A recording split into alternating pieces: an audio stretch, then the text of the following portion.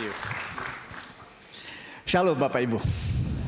Saya berterima kasih ada kesempatan ini bisa membawakan firman Tuhan di tempat ini.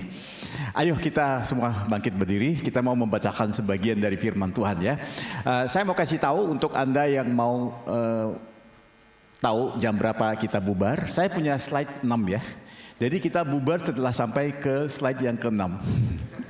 Jadi ini PPT saya udah muncul di situ. Nah, saya bersandarkan kepada PPT ya. Jadi hari ini saya mau sampaikan satu firman Tuhan berdasarkan Injil Lukas pasal 2 dari ayat ke-46 sampai ayat 52 ya. Di situ ada 7 ayat. Nah, ini judul khotbah saya adalah Trust the Process. Nah, ini merupakan slide yang pertama. Nanti kalau kita tukar lagi itu sudah slide yang kedua ya, makin dekat kepada slide yang terakhir. Tapi saya mau kasih satu warning ya, slide yang terakhir itu yang paling lama nanti khotbahnya. Kita cepat sampai ke slide yang terakhir, tapi kita lama sekali di slide yang terakhir ya. Untuk Anda yang terus mantau khotbah saya, ya khotbah saya itu ada pakai PowerPoint, ada 3 poin, mudah-mudahan ada power juga ya. Oke, berikutnya coba. Kita maju ya. Jadi mulai dari ayat ke-46 saya baca ayat-ayat yang genap. Nah, jemaat nanti membacakan yang ganjil ya.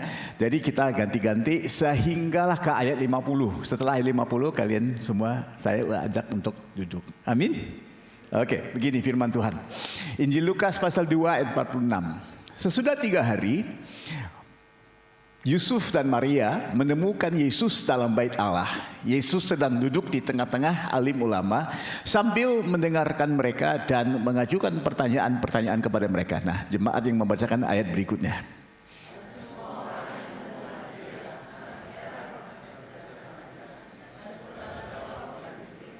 Oke, slide yang berikutnya. Ini slide yang ketiga ya Bapak Ibu. Ayat ke-48 ini bagian saya.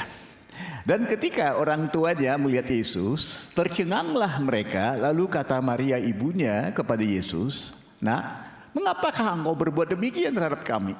Bapakmu dan aku dengan cemas mencari engkau." Berikutnya.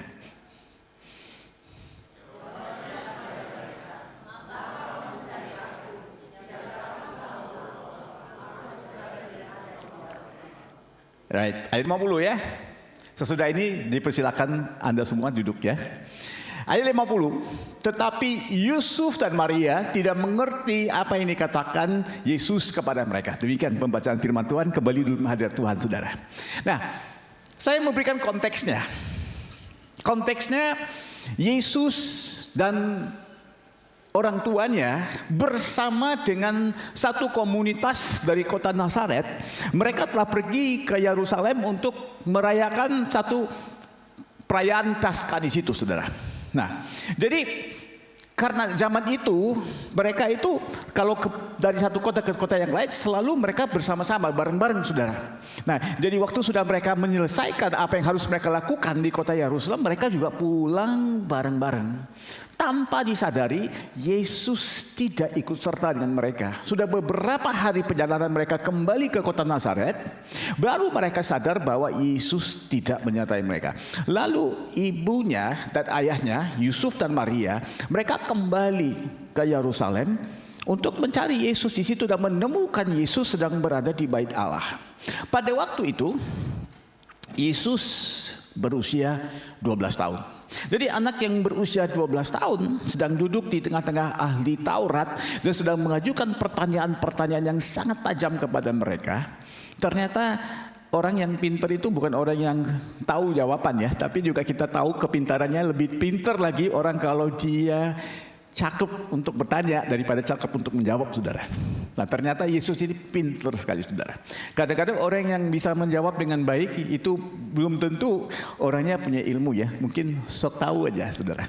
Nah, jadi di sini, saudara, waktu Maria menemukan Yesus, seperti banyak orang tua, nggak tahu kalau Anda mengalami seperti ini, tapi kadang-kadang saya mengalami seperti ini ya. Kalau anak kita itu baik, orang tua mengatakan itu anak saya. Wah, kalau saya mengatakan kepada anak saya baik kepada istri saya bilang, wah coba lihat ya, anakku ini pinter lah ya. Nah, tapi kalau anak itu kurang baik, kita bilang, anakmu itu yang kurang baik. Nah, lalu waktu Maria menemukan Yesus di bait Allah itu, dalam kondisi dia tegang, dalam kondisi dia sudah beberapa hari cemas mencari anaknya, akhirnya menemukan anaknya. Dia berkata kepada Yesus, "Nak, kenapa engkau melakukan hal ini kepada ayahmu dan kepada aku? Sedangkan mungkin yang cemas cuma Maria saja, saudara." Dan Yesus kembali menjawab pertanyaan Maria itu dengan satu pertanyaan lain. Kenapa kamu harus cemas? Yang sedang mencari aku, kamu sama Yusuf, sedangkan aku berada di tempat yang sudah pantas. Aku berada di rumah Bapakku. Yang membuatkan saya heran sekali saudara, adalah ayat 50. Saya heran sekali kenapa di ayat 50 itu dikatakan begini, mereka tidak mengerti apa yang dikatakannya kepada mereka. Siapa mereka itu? Yusuf dan Maria. Nah, kalau kita sudah membaca Injil Lukas, Injil Matius, kita akan tahu bahwa 12 tahun sebelum ini, pada waktu Maria itu baru hamil, bukankah kedua orang ini, Yusuf dan Maria, mendapat lawatan dari malaikat-malaikat? Bukankah Yusuf mendapat mimpi di malam hari bahwa bayi di dalam kandungannya Maria itu dari Roh Kudus sendiri? Bukankah Maria sendiri mendapat lawatan dari Gabriel menyatakan kebenaran tentang siapa Yesus, bayi dalam kandungannya? Apakah dalam waktu 12 tahun dua manusia ini bisa melupakan lawatan itu? Ternyata iya. Karena di ayat 50 mereka tidak mengerti apa maksudnya Yesus waktu Yesus mengatakan, "Tidakkah engkau tahu aku harus berada di rumah Bapakku?" Jadi ayat 50 ini buat saya cukup membingungkan. I don't understand it. Kenapa mereka tidak mengerti kata-kata seperti itu? Kita yang terpisah daripada konteks itu, karena kita hanya mengenal konteks ini daripada membaca Alkitab saja, kita aja sudah mengerti kenapa Yesus mengatakan begitu. Sudah harusnya mereka lebih mengerti karena mereka punya pengalaman langsung. They had a personal encounter. Harusnya mereka lebih mengerti dari kita. Tapi ternyata mereka tidak mengerti. Nah, ada satu pilihan yang harus ditentukan oleh Yesus. Dia berusia 12 tahun. Kemampuan dan kecerdasannya sudah menyamai kecerdasan yang ada pada ahli-ahli Taurat. Ditambah lagi, orang tuanya sekalipun sudah mendapat pengalaman dari Tuhan, masih bisa dibilang bandel. Apakah dia harus terus berada dengan mereka? Sedangkan mereka dalam hal seperti ini aja tidak bisa mengerti. Kelihatannya Yesus ini sudah jadi seperti roket yang sudah siap diluncurkan. Kalau Anda jadi Yesus, tetap di Yerusalem bersama dengan ahli-ahli Taurat, karena Yerusalem itu pusat aktivitas keagamaan orang Yahudi. Ujung-ujungnya kalau Yesus harus disalibkan di kota Yerusalem. Mendingan terus saja di Yerusalem. Atau dia harus kembali ke Nazaret. Kalau konteks ini agak sulit untuk Anda mengertikan, saya rubahkan aja. Katakan Anda punya satu misi hidup untuk menjadi Perdana Menteri Australia. Dan Anda berasal dari Hobart, Tasmania. Dan Anda sudah sampai ke kota Sydney, dan di kota Sydney ini Anda sudah masuk ke University of Sydney. Walaupun saya tahu University of New South Wales lebih dekat ya, tapi USyd kan lebih tinggi rankingnya. Anda sudah masuk ke situ dan ternyata Anda paling pintar lah di situ. Dosen-dosenmu aja sudah jadi keliru mendengarkan Anda karena Anda lebih pintar dari mereka. Dan Anda mau punya misi untuk jadi Perdana Menteri Australia kan? Chance-nya untuk jadi Perdana Menteri Australia lebih tinggi kalau terus berada di Sydney atau kembali ke Hobart. Sydney ya. Tapi coba lihat ayat 51. Slide berikutnya. Kalau Anda lagi hitung-hitung, ini sudah slide kelima ya.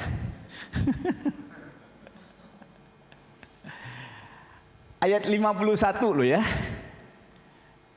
Coba Bapak Ibu bareng-bareng sama saya ya. Ayat 51 cuma kata yang pertama saja ya. Kata yang pertama saja, kita bareng-bareng menyebutnya. 1, 2, 3. Saya bilang kata yang pertama aja. Waduh. Jangan mendahului Tuhan loh. Sorry. Saya bukan Tuhan. Sekali lagi. Kata pertama saja. Ada yang kurang yakin nih.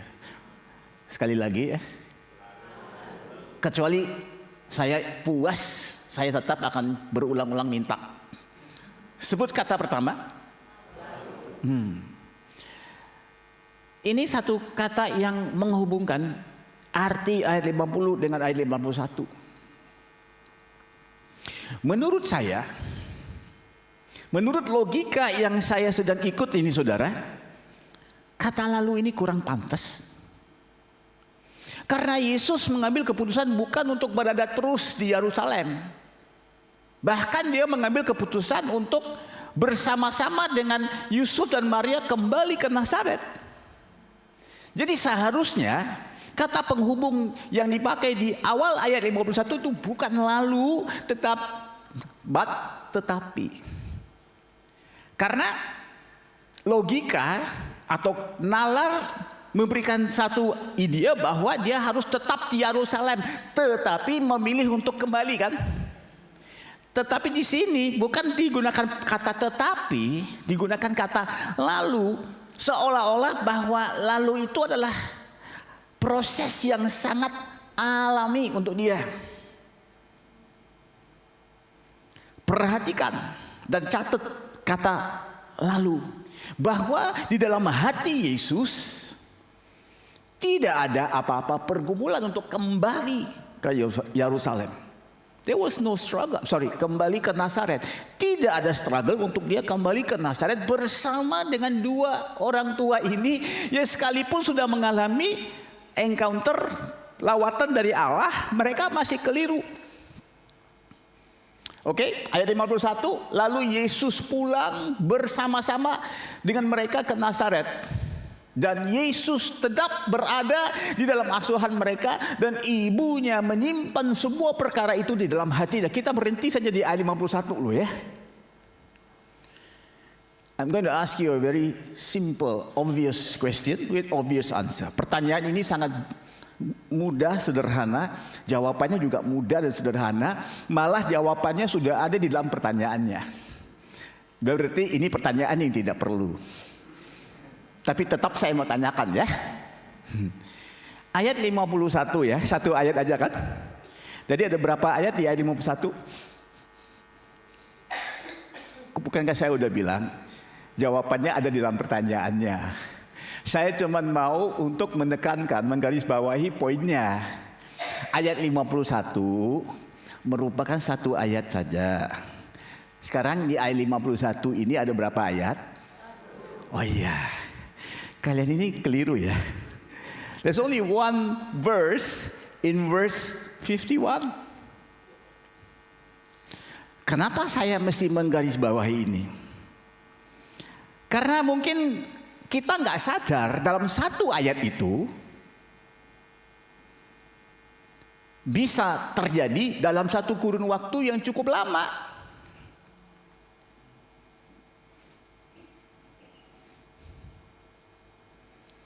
Sekali lagi saya membacakan ayat 51. Lalu Yesus pulang bersama-sama dengan Maria dan Yusuf ke Nazaret. Dan Yesus tetap berada dalam asuhan orang tuanya. Dan ibunya Maria menyimpan semua perkara itu di dalam hatinya. Kalau boleh ya, kalau tidak keberatan dan ada catatan, tulis aja.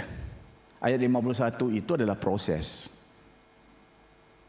Kenapa? Karena proses tidak berlaku dalam 1 jam, 2 jam, bahkan tidak berlaku dalam 1 tahun, 2 tahun. Karena nanti kalau kita masuk ke ayat 52, umur Yesus bukannya menjadi 13 tahun. Bahkan umur Yesus sudah menjadi 30 tahun. Berarti ayat 51 berlaku dalam kurun waktu 18 tahun. Karena di awal ayat 51, Yesus mengambil keputusan pulang itu usianya 12 tahun. Dan dia berada terus di bawah asuhan mereka di kota Nazaret itu.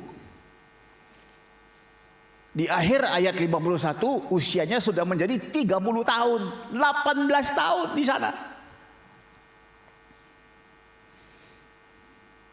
Mungkin ada penerbit buku yang terkenal di kota Yerusalem yang pernah melihat anak muda ini yang cilik, yang pinter. Lalu mereka pernah tanyain sama dia, kita mau bikin book deal. Tapi belum sempat diteken dia udah pulang ke Nazaret. Dan setelah sekian lama mereka mencari-cari ke sana kemari, ini nggak pernah berlaku ya, ini cuma cerita saya, imajinasi. Jangan tanya saya di mana ayatnya, nggak ada, ini cuma imajinasi saya. Akhirnya mereka menemukan si Yesus sudah berusia 30 tahun. Lu yang dulu 18 tahun yang lalu yang pinter-pinter di bait Allah itu mengajukan pertanyaan kepada ahli-ahli Taurat, itu kamu ya? Iya. Oh, bisa nggak kita bikin book deal? Kamu nulis 1 buku lah. Dia bilang nggak. Yesus menolak, nggak bisa tulis 1 buku karena kehidupan saya selama 18 tahun tidak bisa mengisi 1 buku, hanya bisa mengisi 1 ayat. Kenapa? Selama 18 tahun ini doang yang saya lakukan. Saya tetap hidup dalam asuhan orang tua saya. Kalau mau tulis buku, ya cuman 1 ayat saja. Bisa nggak terjual buku seperti itu jadi bestseller? Jadi book dealnya nggak jadi. Kenapa? Karena selama 18 tahun tiap hari itu saja yang dia lakukan, hidup di bawah asuhan orang tuanya. Kalau Anda dan saya orang-orang yang hidup di zaman modern yang mana semua berlaku dengan cepat sekali, fast moving, kita pikir what a wasted life. Hidup yang sia-sia aja begitu kan? Karena kita baru membaca proses. Ya kan? Oke. Bapak Ibu kalau bisa kita lupakan sebentar ya ayat 51 ya. Oke, kita lupakan ayat 51 dulu ya. Mari saya ajak Anda melewati ayat 51, berpura-pura lah kalau bisa ya. Langsung terjun ke ayat 52. Oke? Nah, ini Anda yang baca. 1, 2, 3. Ini seperti kurang bersemangat nih. Kalau selesai dibaca, kemudian Anda tertarik dengan ayat 52, nggak bisa diklaim janjinya ya. Mesti ikutan dari awal. Kalau kita sudah baca semua, baru Anda merasa itu tertarik, sorry, udah selesai kan? Nah, 1, 2, 3.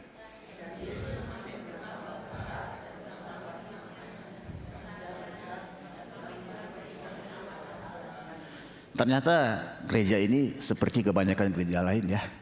Gak bisa dimotivasikan dengan kata-kata yang positif. Harus dikasih ancaman ya. Baru ada respon.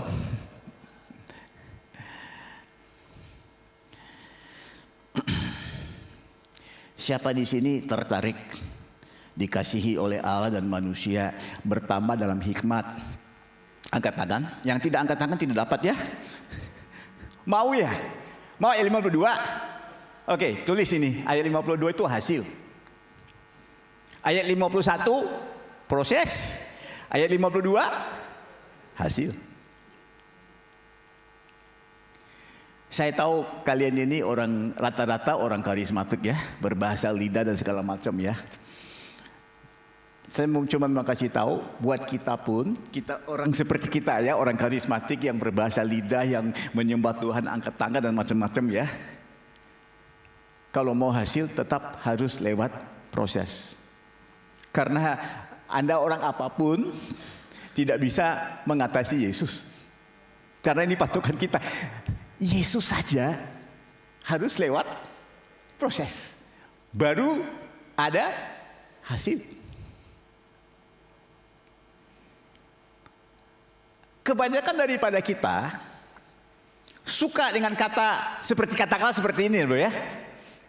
Pak, terobosan. Bahasa Inggris apa terobosan itu? Breakthrough. Pak, saya maunya suddenly. Tiba-tiba. Dan mungkin saja karena kita sudah seringkali mendengar macam-macam mukjizat, kesaksian. Maaf saja ya kalau saya ngomong begini. Saya kadang-kadang mencurigai kesaksian-kesaksian yang saya dengar dari panggung. Sekalipun dari jemaat saya sendiri. Terutama dari jemaat saya sendiri karena saya tahu kehidupan mereka.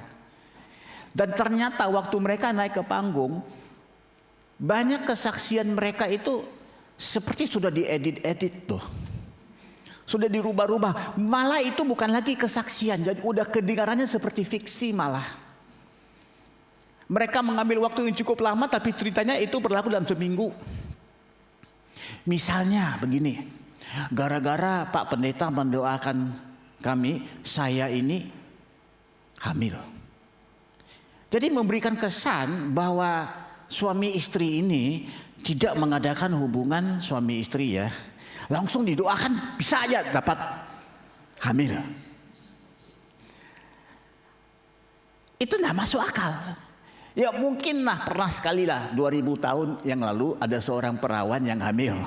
Tapi sampai sekarang belum berulang lagi tuh. Jadi ada banyak orang yang tidak mau lewat proses. Tapi berharap dengan hasil. Berbicara tentang jemaat yang mau mendapat terobosan, ada satu cerita yang mau saya sampaikan ya. Tapi ini berarti kita tambah 10 menit ya, deal ya.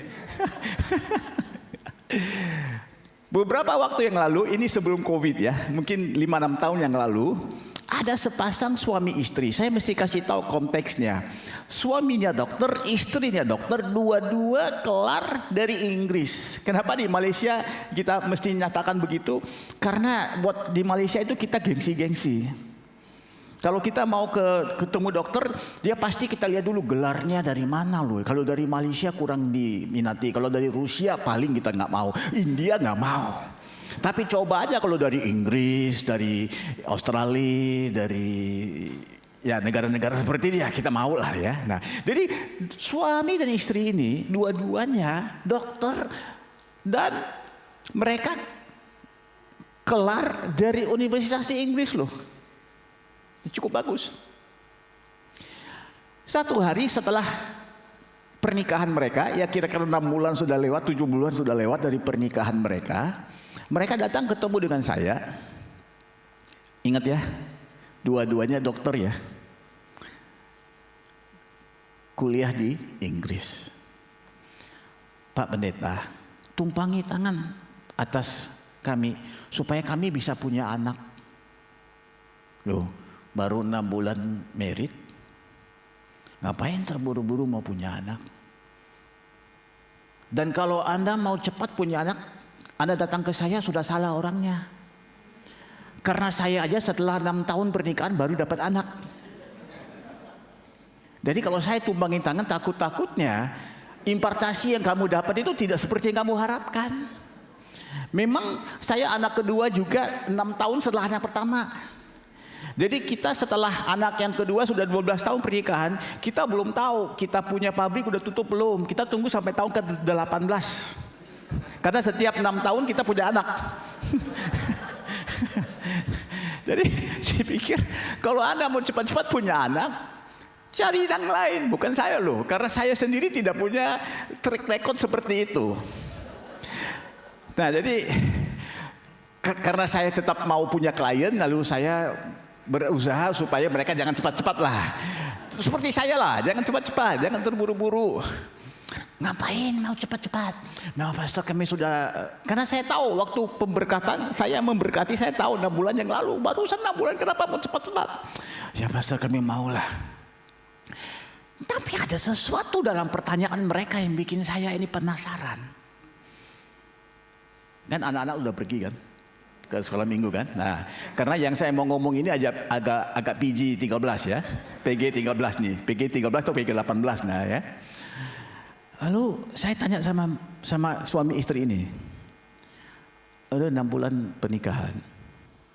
Boleh nggak saya tahu 1 minggu atau 1 bulan lah ya, nggak apa-apa, terserah kalian mau hitung dan kasih tahu saya. 1 minggu atau 1 bulan kalian menjalinkan hubungan suami istri itu ya, ngerti kan? Ngerti kan? Nah, tidak usah saya jelasin lebih dalam lagi kan? Berapa kali itu? Nah, Anda saja yang mungkin belum jadi dokter sudah mengerti kan? Karena kalian ini orang awam kan? Mereka orang profesional. Mereka terus lihat saya gitu, seperti tidak mengerti. Maksud Bapak apa? Apa saya mau kasih ke Anda lihat film dulu baru ngerti? What do you mean? Well, I mean what I mean. Lalu si istrinya bilang sama suaminya, lu aja yang jawab. Nah ini sangat menarik. Karena mereka dokter kan, lulus dari Inggris. Pertanyaan yang sangat mudah. Saya yakin pertanyaan saya lebih mudah dari pertanyaan yang diajukan Yesus kepada ahli Taurat zaman itu. Bukannya harus riset-riset, buka buku ya catatannya itu hitung-hitung, nggak perlu itu. Udah 6 bulan menikah, ternyata mereka belum sekalipun menjalinkan hubungan suami istri. Habis itu datang ke saya, suruh saya tumpangi tangan supaya mereka bisa dapat anak. Itu pemikiran kayak apa? Sekali lagi, biarpun mereka dokter dan mereka sudah keluar dari Universitas Inggris, ternyata mereka punya suatu penyakit yang saya bilang karismaniak. Mereka mau hasil tanpa proses. Sedangkan kita belajar di sini ayat 51, prosesnya berlangsung untuk waktu yang cukup lama. Sehingga kan kalau ditanya sama Yesus belakangan ini 18 tahun, kamu apa aja ya? Ya gitu, saya cuman dibawa asuhan orang tua saya. Aduh, menyayangkan. Tadi sudah ada potensi luar biasa. Sekarang pasti Anda mundur kan begini. Tapi ternyata tidak. Makanya judul khotbah saya adalah jangan kabur dari, bukan, judul khotbah saya trust the process. Maksudnya jangan kabur dari proses. Jangan berpikir Anda tidak perlu lewat proses, dengan berdoa saja bisa dapat sesuatu. Karena konsep terobosan itu tidak ada. Kalau ada konsep terobosan, tidak ada ayat 51. Yang ada itu ayat 52 langsung. Anda bisa baca kehidupan semua tokoh-tokoh dalam Alkitab. Mereka ada proses, baru ada hasil. Karena yang namanya manusia ini, dia tidak bisa mengelolakan berkat kalau dia tidak pernah lewat proses. Karena hanya proses yang memberikan dia kapasitas untuk menampung berkat. Sekalipun Yesus. Kenapa Yesus kalau khotbah pakai perumpamaan, perumpamannya itu sering sekali taucut. Kan orang-orang yang mendengarnya mengatakan bahwa dia cara mengajarnya tidak sama dengan ahli-ahli Taurat itu, karena dia itu berbicara dengan satu otoritas, karena dia sudah lewat proses.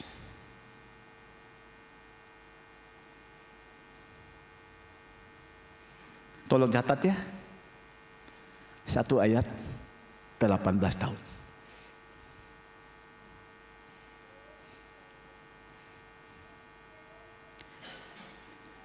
Satu ayat 18 tahun. Dan saya lihat hasilnya itu sangat luar biasa. Kenapa? Karena dari waktu saya lahir baru 42 tahun yang lalu, saya sering dikatakan begini, kamu tuh harus milih. Tidak bisa menyenangkan manusia, tidak bisa menyenangkan Tuhan. Kalau menyenangkan manusia tidak akan menyenangkan Tuhan. Kalau menyenangkan Tuhan pasti tidak berkenan kepada manusia. Tapi di ayat 52 itu Yesus sudah melakukan yang luar biasa. Yaitu dia dikasihi oleh Allah dan dikasihi oleh manusia. Ini semua berhasil dari keberadaan yang sangat-sangat sederhana. Di satu kota yang bernama, bukan kota malah ya kampung lah, bernama Nazaret. Yang mana di Israel itu ada kata-kata begini, gak ada satupun yang baik yang berasal dari Nazaret. Kan kemudian selama 18 tahun hanya sebagai anak kepada bapak dan ibunya, hanya sebagai anak tukang kayu dan kemudian menjadi tukang kayu. Dia bukan full gospel businessman. Dia cuma pedagang yang sangat sederhana. Tapi dikasihi manusia dan dikasihi Tuhan. Karena kenapa kita tidak bisa mendapat hasil seperti ini? Karena kita tidak pernah taat kepada proses. Bapak Ibu jangan terlalu excited ya. Ini baru slide yang kelima. Slide kelima ini bisa dianggap cuma 30% dari khotbah saya. Nah ini kayak khotbah yang slide yang keenam nih, terakhir. Ayo next slide, last slide. Kok keluar semua? Nggak bisa satu-satu ya? Oh keluar semua ya? Oke, nggak apa-apa. Jadi ada 3 poin yang saya mau sampaikan. Tadi itu baru saya kasih komentar akan ayatnya. Ini baru saya mau khotbah. Ada 3 poin yang saya mau sampaikan. Poin yang pertama, hidup di dalam kebenaran. Poin yang kedua, hidup di dalam growth mindset. Satu mindset yang selalu ingin berkembang. Poin yang ketiga, hidup di dalam kekonsistenan, saudara. Nah, izinkan saya mengupas satu-satu. Kebenaran itu tidak sama dengan reality. Reality bisa berubah. Pasti berubah. Kebenaran tidak sama dengan fakta. Fakta bisa saja berubah. Yang tidak berubah itu adalah kebenaran. Banyak hal dalam hidup kita itu variabel yang mungkin hari ini kelihatannya cemerlang, besok mungkin nggak terlalu cemerlang. Tapi yang namanya kebenaran itu tidak pernah berubah. Karena itu kebenaran itu ranahnya ilahi, saudara. Truth is a divine domain, it never changes. Tapi yang lain itu bisa berubah. Nah, mari saya kasih satu penjelasan. Pertamanya daripada konteks ayat tadi, saudara.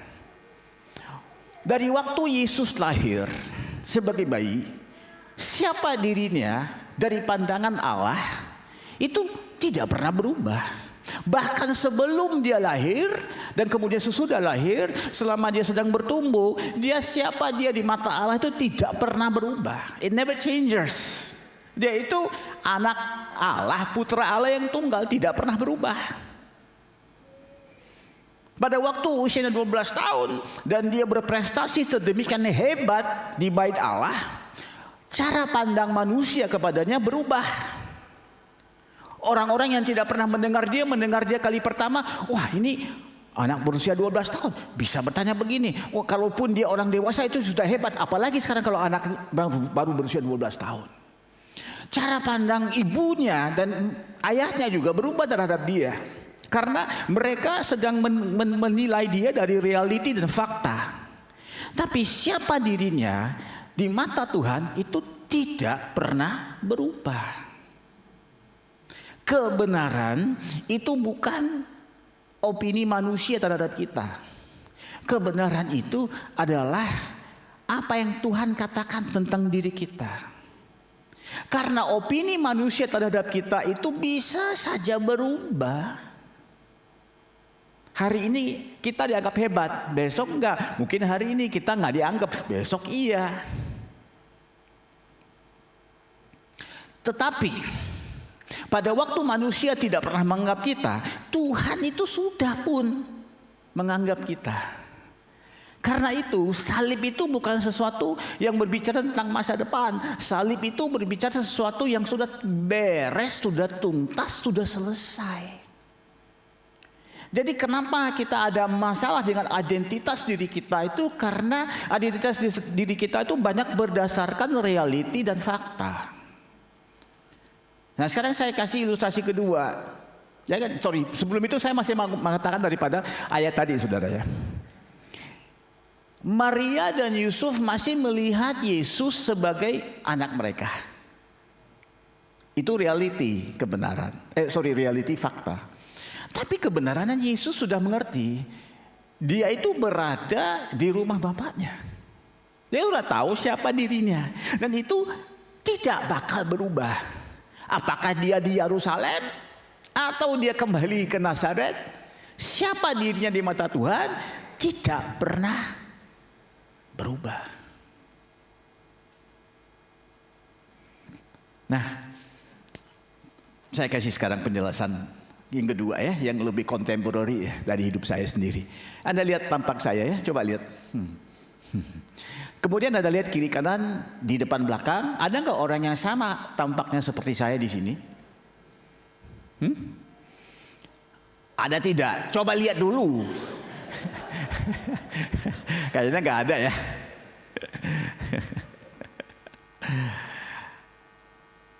Kemanapun saya pergi, bukannya saya suka cari orang yang tampaknya seperti saya tidak pernah cari lah ya.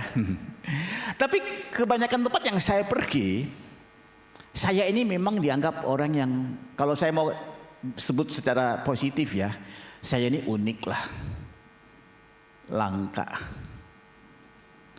Atau dalam kata yang tidak begitu positif ya nggak dianggap lah. Misalnya kalau sekali-sekali saya naik bisnis kelas, awak kabinnya suka tanya sama saya saja, nggak tanya sama orang lain.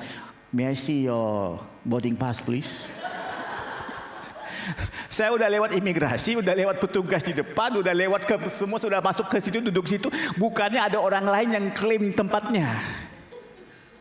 Cuma saya doang. Terutama kalau saya ke Hong Kong, di situ saya kena. Ada 2 tempat saya sering kena. Hong Kong 1, kedua kalau Timur Tengah. Mungkin ada sesuatu tentang diri saya di 2 tempat ini loh ya. Dan kalaupun saya berada dalam keluarga saya sendiri, karena saya satu-satunya orang yang pendeta, yang ikut Tuhan seperti ini, mama saya juga bilang, kenapa kamu nggak bisa ikut Tuhan seperti kita? Maksudmu apa? Ada nggak 2 orang yang ikut Tuhan dengan cara yang sama? Ya karena saya karismatik, dia nggak karismatik, lalu dia nganggap saya itu aneh. Tapi saya nggak pernah anggap dia aneh. Kenapa kamu nggak bisa ikut seperti saya? Saya tanya sama mama saya, ada nggak orang lain ikut Tuhan persis seperti mama? Pun nggak ada kan? Kenapa saya mesti ikut persis seperti mama? Dan mama saya itu sering kalau lihat anak-anak saya, karena istri saya orang Chinese, dia sudah suka tanya sama saya, kenapa mereka nggak mirip seperti kita? Kita loh, bukan kita. Saya bilang, mereka tidak sedikit pun mirip seperti saya. Habis itu mirip seperti siapa? Tetangga.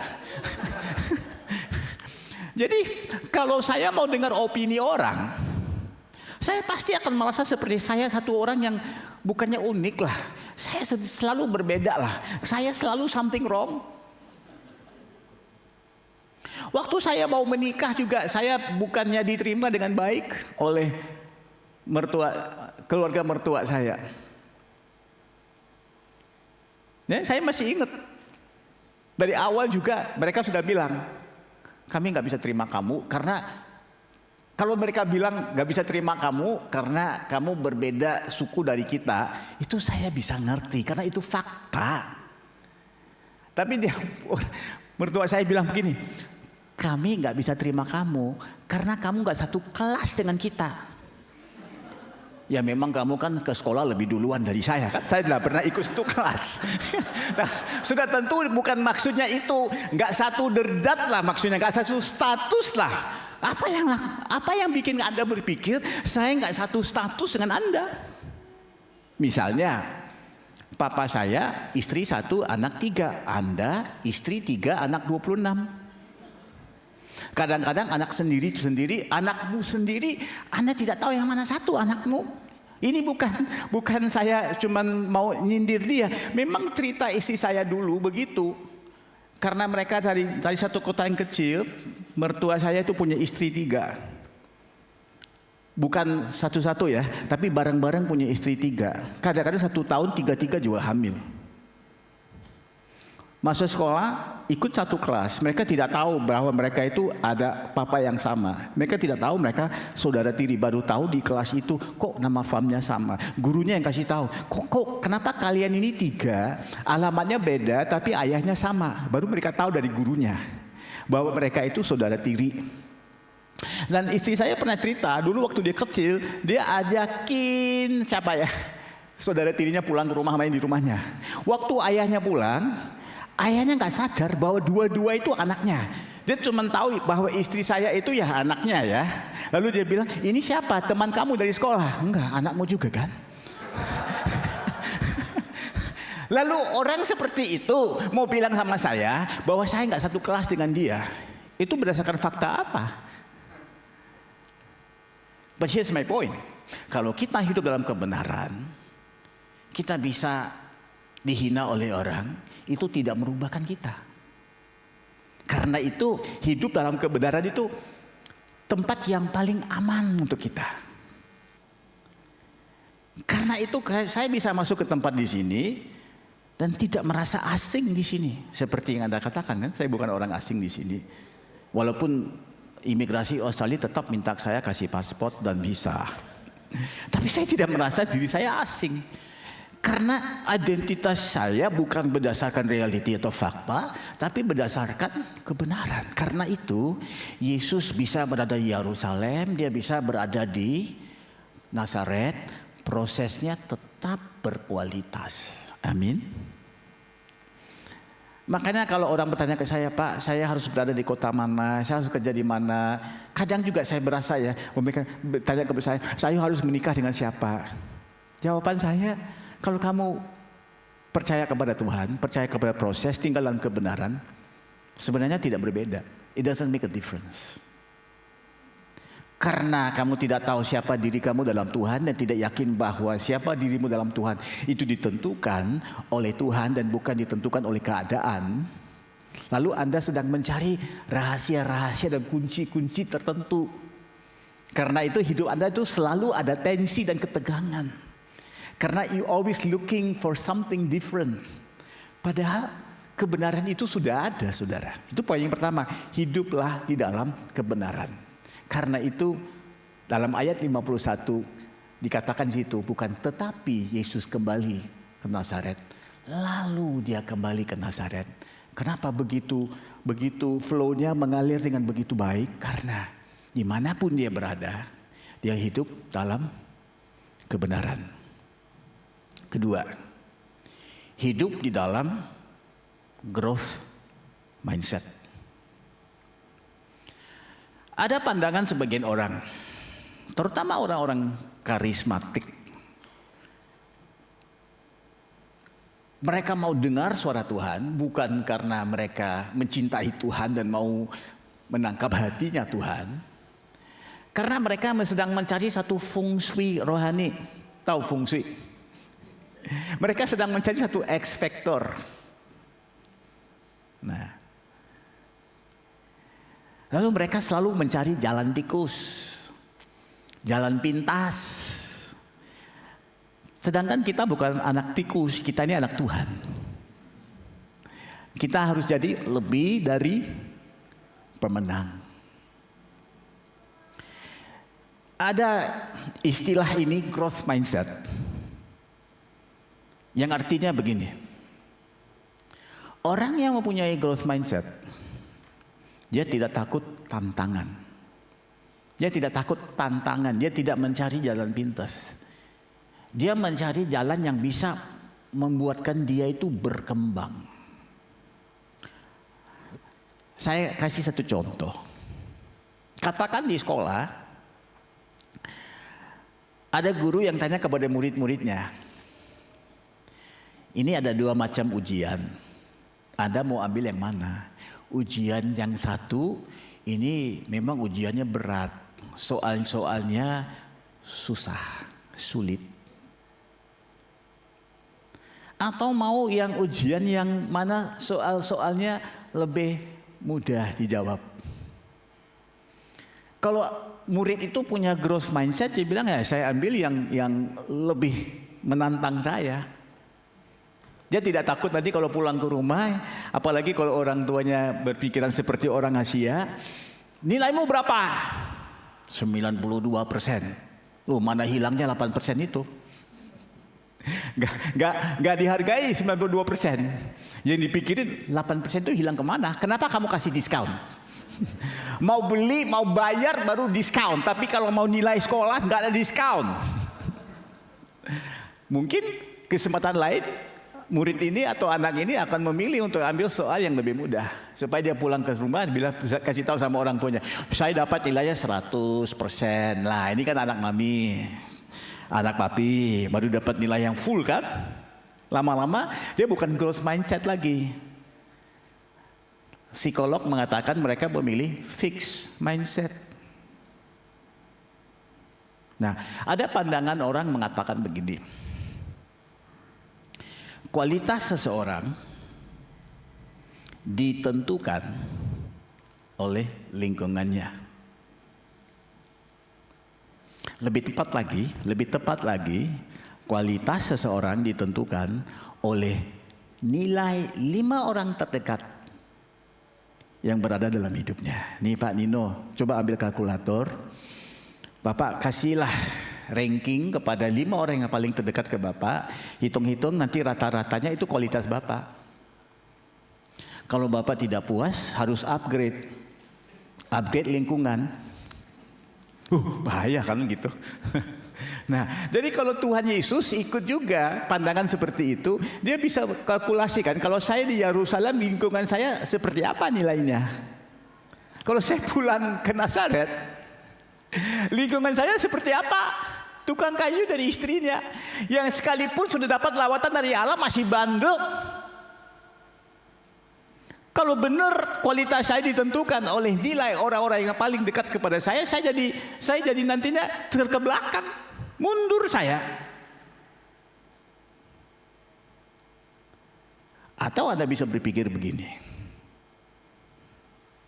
saya pilih lingkungan di mana saya bisa berkembang di situ.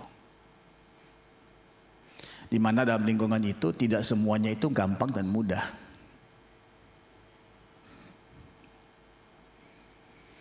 Sebenarnya kalau Anda sudah tahu kebenaran dan Anda mengejar Tuhan, itulah yang menentukan kita itu bisa berkembang atau tidak. Poin saya yang ketiga dan terakhir. Oke, kita bubar dalam 10 menit lagi. Yang mau booking tempat makan siang ya silakan sekarang. 10 menit lagi kita selesai. Poin saya ketiga apa? Hidup dalam kekonsistenan. Ya emang kalau hidup Anda selama 18 tahun bisa diringkaskan ke 1 ayat, ya itu kan namanya konsisten. Tidak berubah, tiap hari begitu saja ya. Konsisten. Ada satu pandangan, bukan pandangan tapi satu hasil dari riset yang mengatakan begini. Kalau Anda mau jadi kelas dunia di dalam apa saja bidang itu Anda harus tekuni selama 10.000 jam. Ditekuni dengan sangat terfokus selama 10.000 jam. Kalau 10.000 jam Anda bisa tekuni hal itu namanya konsisten kan? Jadi sebenarnya orang yang jadi berstatus berprestasi kelas dunia bukan hanya karena dia itu punya talenta yang luar biasa. Tapi talenta itu mesti disertai dengan kekonsistenan. Dalam bidang apa saja. Nah, jadi kan ada orang-orang karismatik, terutama jemaat saya kalau mereka dengar begitu, Pak, saya juga mau Pak. Saya mau jadi pendoa kelas dunia. Lalu saya akan berdoa 10.000 jam dengan secepatnya. Padahal dia punya istri, dia punya perusahaan besar, dia punya anak, dia punya banyak tanggung jawab. Lama-lama dia juga menjadi putus asa karena kapan ya saya bisa selesaikan 10.000 jam? Karena 10.000 jam mereka itu selalu berhubungan dengan satu aktivitas yang sangat intens. Yang mana kita tahu manusia nggak mungkin melakukan hal itu.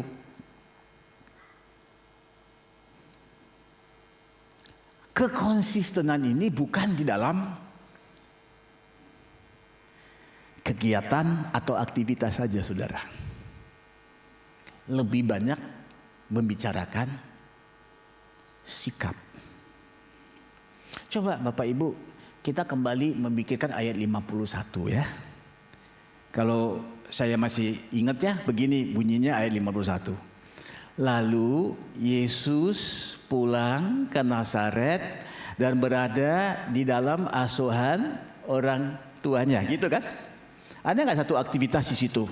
Dia berdoa puasa, dia melakukan penyembahan 24 jam. Nah, jangan pikir saya nyindir hal-hal seperti ini loh ya.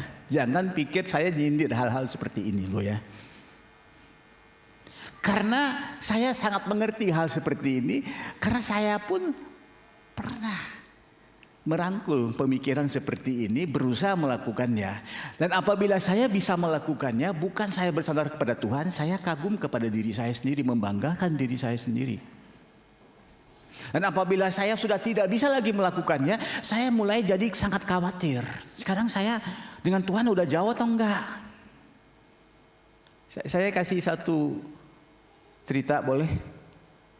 Ya ini jangan direkam ya.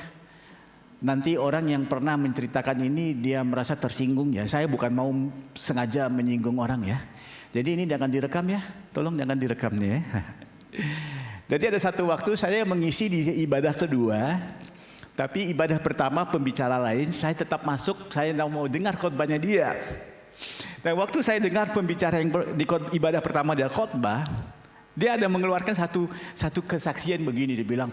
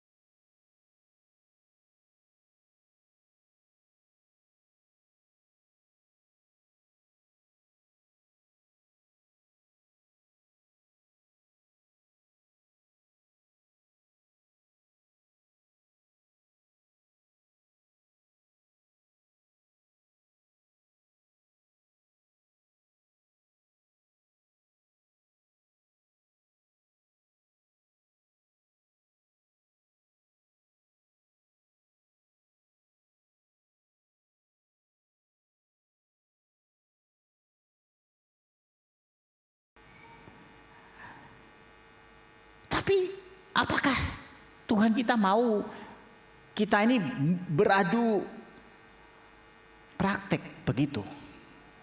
Kan itu sudah bergantung kepada kedagingan. Padahal hidup dalam roh itu bukan membanggakan kekuatan, ketekunan, kita rajin tidak ya. Karena setiap manusia akan menemukan nanti titik mentoknya. Dia nggak bisa terus begitu. Kalau dengan amalan Anda yang penuh disiplin, Anda bisa lakukannya selama-lamanya, Anda tidak membutuhkan juru selamat. Kan itu maksudnya Injil. Karena kamu tidak mampu, ya kamu membutuhkan juru selamat.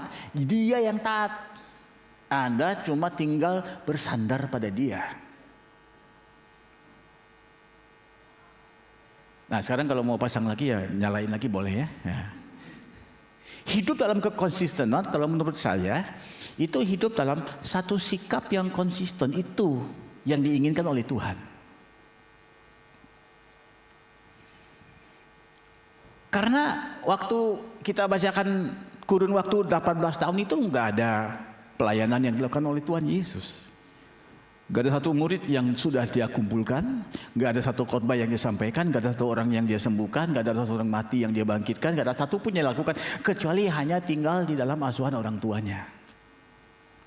Tadi saya bilang, riset mengatakan mau jadi kelas dunia itu butuh berapa jam? 10.000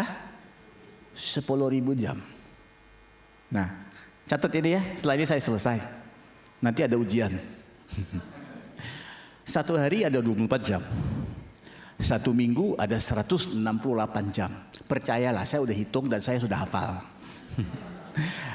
Kalau satu minggu ada 168 jam, dalam satu tahun itu ada 8.736 jam. Saya jamin ini semua angkanya benar.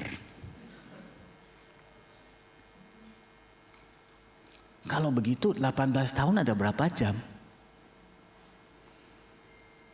157.246 jam.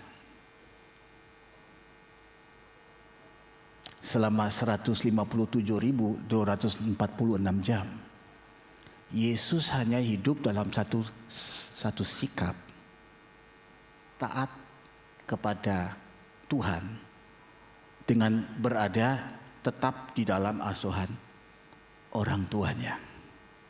Bagaimana dia taat kepada Tuhan? Dia taat kepada Tuhan dengan tidak lari dari proses tersebut. Itu saudara yang Tuhan ingin bicarakan kepada kita hari ini. Ayo kita bangkit berdiri. Saya undang musician dan song leadernya untuk naik ke panggung, ya. Nanti bisa bawa satu pujian atau penyembahan. Saya tutup dengan doa. Tuhan, kami sudah mendengar sebagian dari kebenaran firman-Mu ini Tuhan. Dalam rangka Engkau sedang berbicara kepada jemaat ini tentang menghabisi pertandingan mereka dengan baik, mengakhiri pertandingan mereka dengan baik, finishing well. Kami pada pagi hari ini atau siang hari ini sempat merenungkan sebagian kebenaran ini, bahwa untuk kami mengakhiri pertandingan kami dengan baik, kami harus tetap berpegang kepada proses. Tidak loncat sana, loncat sini.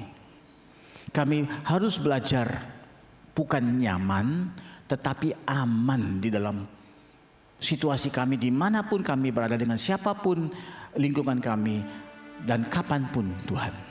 Wherever, whenever, whoever.